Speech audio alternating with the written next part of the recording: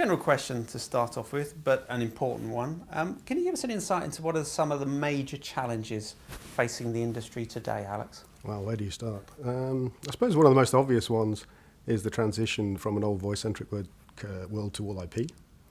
The second one is pretty obvious too, and that's keeping up with the demand for broadband, because people are consuming it incredibly fast, particularly in this part of the world.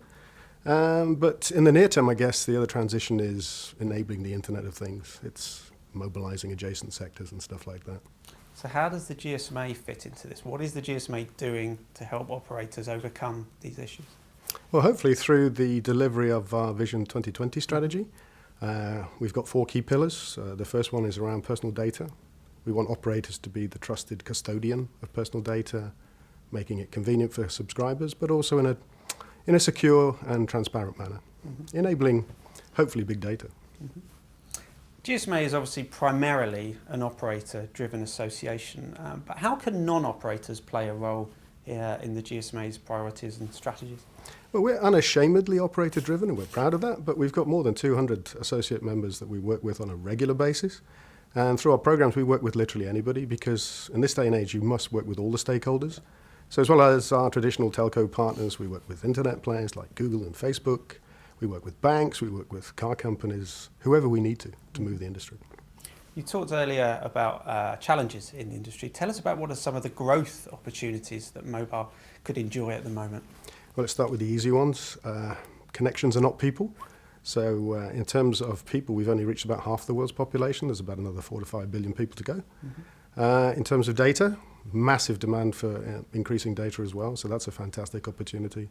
For me, the exciting one, though, is not just in the consumer space. It's when we positively disrupt adjacent industries. That's, again, enabling the Internet of Things. I think that's going to be fantastic. Okay, and connected car, smart metering, things like that. Exactly. Yeah. There's been some talk recently and a lot of hype about using non-traditional mobile networks to connect the unconnected. Facebook and Google has its Project Loon as well. What are the GSMA's thoughts on that? I hope they can make a contribution to connectivity, but while they're doing that, we'll just be quietly plugging away, as we always do, connecting the next billion by cellular as well. Yeah, I was going to ask, so while the likes of Google and Facebook are trialing these technologies, what is the role, do you think, of the operator in tomorrow's mobile world? Hopefully there'll be many roles. The first one is obvious. If the future is going to be cloud-centric, you need a network to reach it, otherwise the clouds disappear. So that's pretty obvious. We've only reached half the world's population, so connecting the unconnected is still going to be one of the core challenges. But I think it's going to be more and more about enabling other businesses, partnering with other businesses, again, positive disruption in adjacent sectors. So there'll be many roles, not just network provider, access provider, service provider, but also partner as well. Okay. And I have to ask, we're hearing a lot of hype around 5G. It was inevitable. What's the GSMA's view on 5G at the moment? Well, if you sat in on yesterday's session on 5G, you now know that nobody knows what 5G is yet. But that's not actually a problem if you understand the process. We're in the earliest days of R&D at the moment, so it's not a problem. We know how the system works. The GSMA does have one concern, and that is that this is industry-led. It's not imposed from without. 4G was and is a massive success because we knew what mobile broadband was, and there's a great demand for it. But don't forget 3G. 3G was a bit of a disaster. It didn't really deliver what it should have delivered.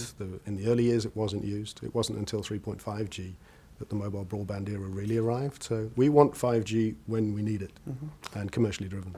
Alex Sinclair, thank you very much for joining us. Thank you.